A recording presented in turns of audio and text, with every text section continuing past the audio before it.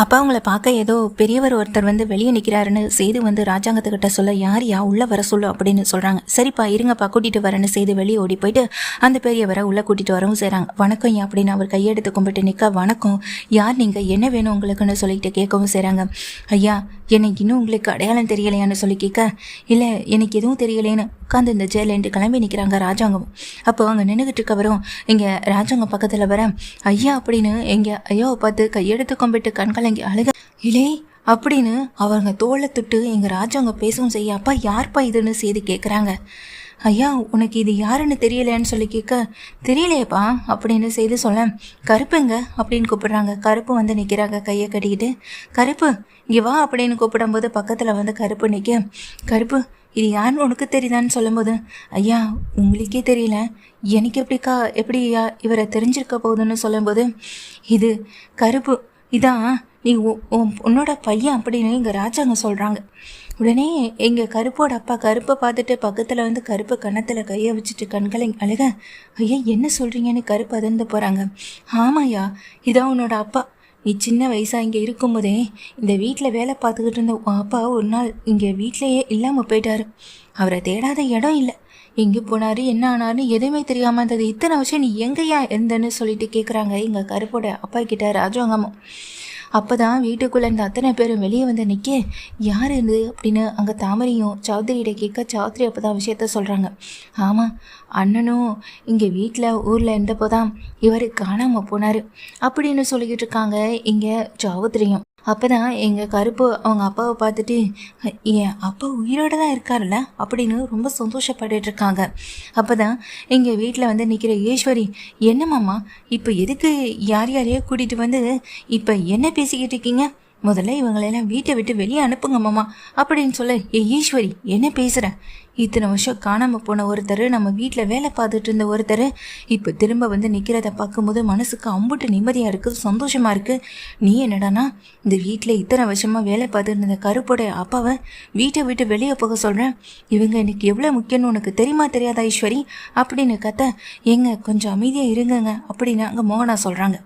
இல்லை மோகனா உனக்கு தெரியும் இல்லை மோகனான்னு சொல்ல, எனக்கு தெரியுங்க அப்படின்னு அங்கே மோகனா சொல்லிட்டு இருக்காங்க.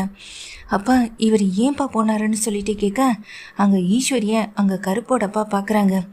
என்ன செய்து இதெல்லாம் போய் கேட்டுக்கிட்டு இருக்கணுமா, முதல்ல வந்தவர் சரி கருப்போட அப்பா தானேன்னு கன்ஃபார்மாக இங்கே மாமாவே சொல்கிறாரு, நாம் எதுக்கு இதுக்கு மேலே சந்தேகப்படணும், அவர் முதல்ல உள்ளே கூட்டிகிட்டு போக சொல்லு, நல்ல சாப்பாடு கொடுத்து நல்ல ரெஸ்ட் எடுக்க சொல்லு, பார்த்தா பல நாள் சாப்பிடாம இருந்த மாதிரி நல்லா அப்படி தான் தெரியுது அப்படின்னு அங்கே ஈஸ்வரி சொல்ல, அதுக்கு அவசியமே இல்லைன்னு அங்கே கருப்போட அப்பா சொல்கிறாங்க.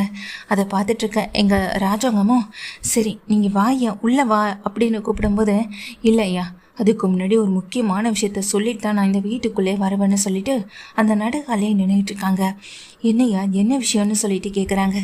இத்தனை வருஷமாக இந்த வீட்டை விட்டு நான் போனதுக்கான காரணம் என்னன்னு கேட்டிங்கல்ல, ஐயா நான் இத்தனை வருஷமாக வீட்டெல்லாம் போகலை, இத்தனை வருஷமாக என்னை அடைச்சி வச்சுருந்தாங்கன்னு சொல்கிறாங்க. என்னையா சொல்கிறேன்னு அங்கே கருப்போட அப்பாவை பார்த்துட்டு இங்கே ராஜாங்கமும் செய்தும் கேட்க, அடைச்சி வச்சுருந்தாங்களா, அப்போ உங்களை அடைச்சி வச்சுருந்தது யார், இத்தனை வருஷமாக உங்களை அடைச்சி தான் வச்சுருந்தாங்களான்னு சொல்லி கேட்க, ஆமாம் இத்தனை வருஷமாக ஒரு நாளைக்கு ஒரு வேளை மட்டும் சாப்பாட்டை கொடுத்து இத்தனை வருஷமாக என்னை அடைச்சி வச்சுருந்தாங்க. இதுவும் இத்தனை வருஷமாக என்னை அடைச்சி வச்சுருக்கிறதுக்கான காரணம் அது எனக்கும் தான் தெரியும், நினச்சா அவங்க என்னை கொண்டு வந்துருக்கலாம், ஆனால் கொல்லாமல் விட்டதுக்கான காரணம் அதுவும் எனக்கு தெரியும் அப்படின்னு சொல்லும்போது, என்னையா சொல்கிறேன்னு அங்கே ராஜாங்க கேட்க, ஆமாம் ஐயா இந்த வீட்டில் மிகப்பெரிய உண்மை மறைஞ்சிருக்கு, அந்த உண்மையை நான் கண்டுபிடிச்சிட்டேன், அதனால்தான் இந்த வீட்டில் ஆட்களை வச்சு என்னை கடத்தி இந்த தனியாக ஒரு அறையில் பூட்டி வச்சு ஒரு நாளைக்கு ஒரு வேளை சாப்பாட்டை மட்டுமே கொடுத்து என்னை சித்திரவதை பண்ணிக்கிட்டு இருந்த இதோ நிற்கிறாங்களே இந்த ஈஸ்வரி, இவங்க தான் எல்லாத்துக்கும் காரணம் அப்படின்னு சொல்லும்போது, இதை கேட்டதுக்கு பிறகு ராஜாங்கமும் என்னையா சொல்கிறேன்னு கேட்க, மாமா அதுக்கு தான் சொன்னேன் இவரை பார்த்தாலே பைத்தியம் பிடிச்ச மாதிரி இருக்குன்னு, நீங்கள் தான் நான் சொல்கிறத கேட்காம இருக்கீங்க, பார்த்தீங்களா அந்த ஆள் என்ன சொல்கிறாரு பார்த்தீங்களா, யோ நான் என்ன பண்ணேன், எதுக்கே ஏன் மேலே நீ பழைய தூக்கி போடுறேன் அப்படி நாங்கள் ராஜாங்க கேட்குறேன். ராஜாங்க அங்கே ஈஸ்வரி கேட்குறாங்க, நீ பண்ண பாவத்துக்கு ஓ மேலே பழிய போடாமல் வேற யார் மேலே என்னால் பழிய போட சொல்கிறேன்னு சொல்லிட்டு கேட்குறாங்க. இப்போ இங்கே மோகனா ராஜாங்கம் செய்து எல்லாருமே அதிர்ச்சியில் நிற்கும்போது அப்போ தான் வந்திருக்க எங்கள் கருப்போட அப்பாவும் இந்த வீட்டில் இறந்து போன சேதுவோடைய அம்மா அவங்க இறப்புக்கு முக்கிய காரணமே இதோ நிற்கிறாங்களே இந்த ஈஸ்வரி தான். அந்த உண்மை எனக்கு நல்லாவே தெரியும். அவங்க இறப்புக்கு பின்னாடி இருந்தது இவங்க மட்டும்தான்.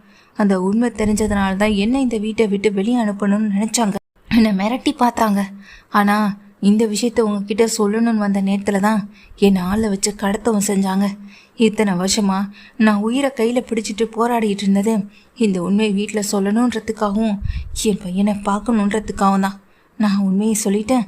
என் பையனையும் நான் பார்த்துட்டேன் அப்படின்னு அவர் சொல்லும்போது, இங்கே மாமா இவன் ஏதோ உளறிக்கிட்டு இருக்கார் மாமா, நீங்கள் இதெல்லாம் எதையும் நம்பாதீங்க அப்படின்னு ஈஸ்வரி சொல்ல, ஈஸ்வரி அப்படின்னு கையை அமர்த்துறாங்க. நீ சொல்லு அப்படின்னு இங்கே இவரை பார்த்து சொல்ல, ஆமாங்க ஐயா. சரி, சின்ன குழந்தையா இருந்தபோது இங்கே சேதுவுடைய அம்மா உடம்பு சரியில்லாமல் போனப்போ மருத்துவச்சியை பார்த்து இங்கே தவறான மருந்தை கொண்டு வந்து கொடுத்தது எல்லாமே இதோ நிற்கிறாங்களே இந்த ஈஸ்வரி தான். இவங்க தான் இது எல்லாத்தையுமே பண்ணாங்க. இந்த விஷயம் எனக்கு நல்லா தெரியும். அது மட்டும் இல்லை, இப்போ வரைக்கும் என்னை ஒரு ரூமில் அடைச்சி தான் வச்சுருந்தாங்க. அது மட்டும் இல்லை, இனி எப்பயோ கொண்டு வந்துருக்கலாம்.